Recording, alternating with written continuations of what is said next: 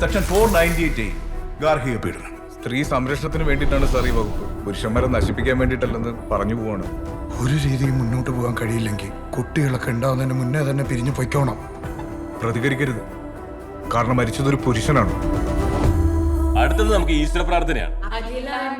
ഈശ്വര, കല്യാണം കഴിഞ്ഞിട്ട് എത്ര നാളായി? 1 മാസം. പാല് നല്ലൊരു സിപ്പ്. ഒന്ന് പോയി ചോദിക്കും മനുഷ്യ എന്ത് കൂത്താന്ന്. അച്ഛനെ നിന്ന് എന്നോടൊന്നും ചോദിക്കരുത്. 2 പെണ്ണിനെ കെട്ടി അങ്ങനെയുള്ളവനെ പെഴാന്നല്ലാണ്ട് പിന്നെ എന്താ വിളിക്കണ്ടേ? ഓക്കെ അല്ലേ?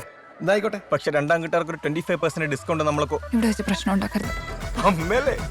എടാ അമ്മേടാ. അതെ, നമുക്ക് അന്താക്ഷരി കളിച്ചാലോ? ആ പാട്ട് കേട്ടിട്ടുണ്ടോ എന്നതായിരുന്നു എന്റെ ചോദ്യം. സ്ത്രീധനമെല്ലാം കൂടുതൽ ആവശ്യപ്പെട്ടിരുന്നു.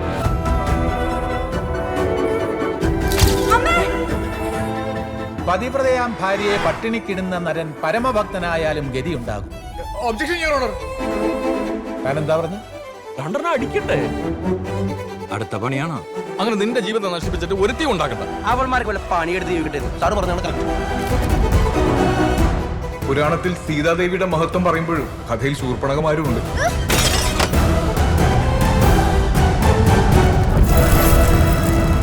ശത്രു സംഹാരം സഹദേവനത്തം, ഭാഗ്യസൂക്തം സഹദേവനത്തം, അഘോരമന്ത്രം സഹദേവനത്തം.